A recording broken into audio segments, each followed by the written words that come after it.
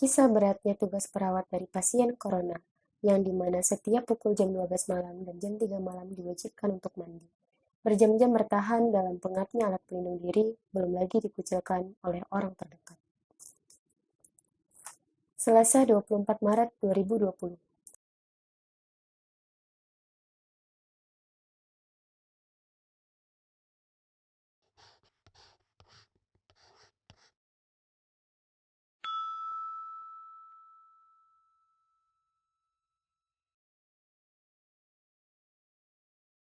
Sebut saja namaku Riri.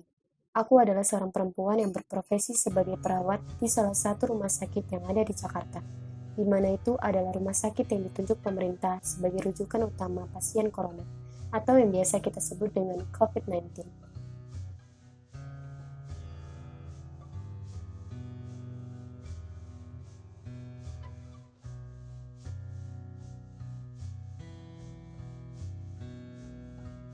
Sejak presiden kita, yaitu Presiden Joko Widodo mengumumkan adanya 2 pasien yang positif virus corona di Indonesia pada tanggal 2 Maret 2020.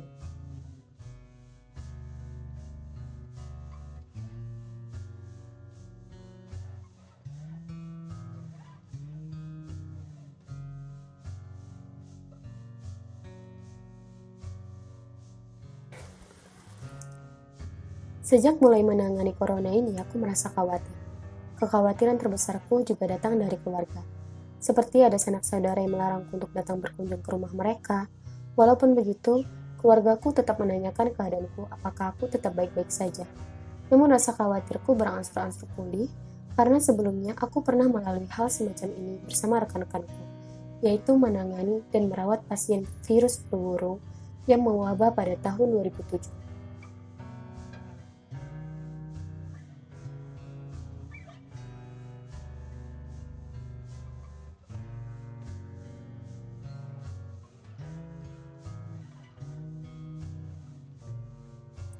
Di mana kami harus merawat pasien memakai alat pelindung diri atau yang biasa kita sebut dengan APD. Jadi rasa khawatir itu insya Allah lewat begitu saja karena ada Tuhan yang Maha Kuasa yang bisa menolong kita. Yang paling penting kita sudah tahu bagaimana cara mencegah penularan virus dan cara menggunakan APD yang benar.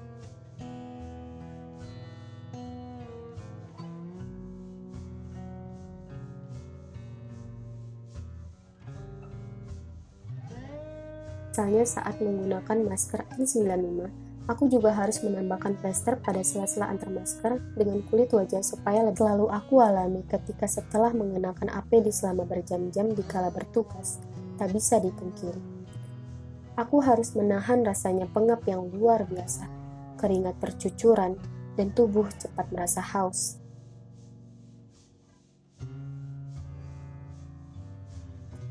Harus menahan lapar makan, harus sampai melewatkan makan siang, karena kami para pasien virus corona dalam kondisi darurat ini. Karena ada juga pasien yang merasa tidak puas dengan pelayanan rumah sakit, dan terkadang kata-kata yang kurang enak didengar bisa sampai ke telinga kami.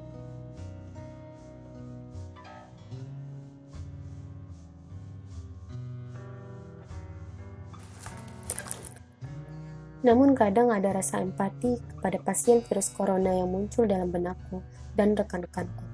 Apalagi ketika pasien tersebut dalam keadaan kritis. Di masa-masa seperti itu, tidak ada keluarga atau teman yang bisa mendampingi si pasien kecuali kami para perawat.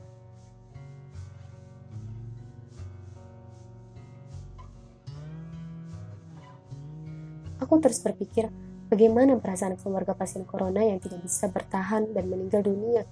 Gimana jenazah langsung dimandikan oleh tim medis, dibungkus, dimasukkan ke peti jenazah, diantar ke rumah duka, dan kemudian dikuburkan tanpa boleh dibuka kembali.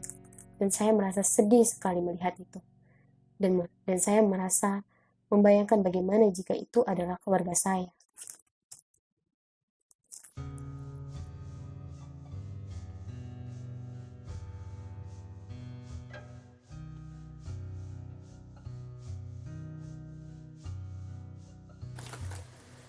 Agar jumlah yang tertular penyakit corona tidak semakin bertambah, aku berharap masyarakat mematuhi imbauan pemerintah dengan cara menghindari tempat-tempat keramaian, tinggal di rumah, dan menerapkan social distancing. Dan penting pula juga untuk menjaga kebersihan dengan rajin mencuci tangan, karena jika masyarakat tidak bisa tertib, maka jumlah korban akan selalu bertambah.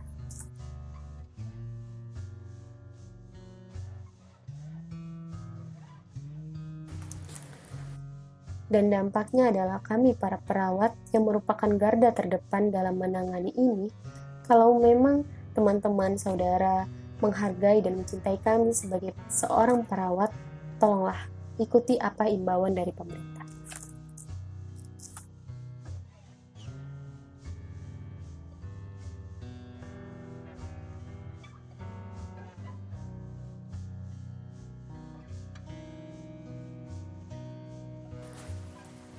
Hal ini tidak boleh dipandang remeh. Posisi kami yang merupakan garda terdepan, baik itu perawat ataupun dokter, sangat berisiko terhadap virus corona ini.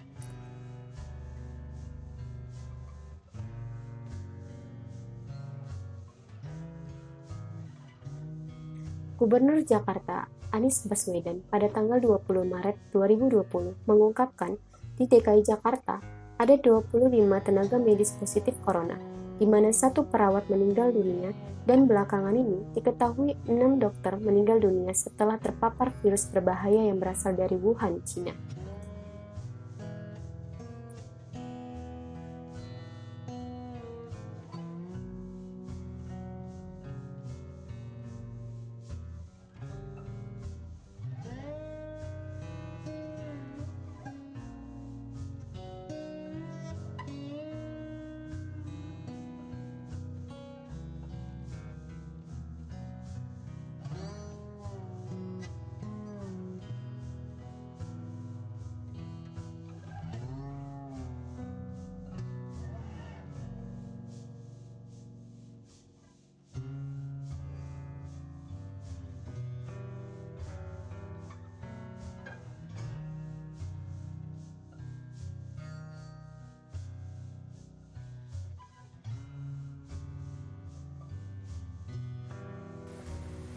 Saya mengucapkan kepada masyarakat Indonesia, khususnya jika Anda peduli tentang ini, maka ikutilah aturan pemerintah. Dan saya berterima kasih kepada masyarakat yang telah mematuhinya.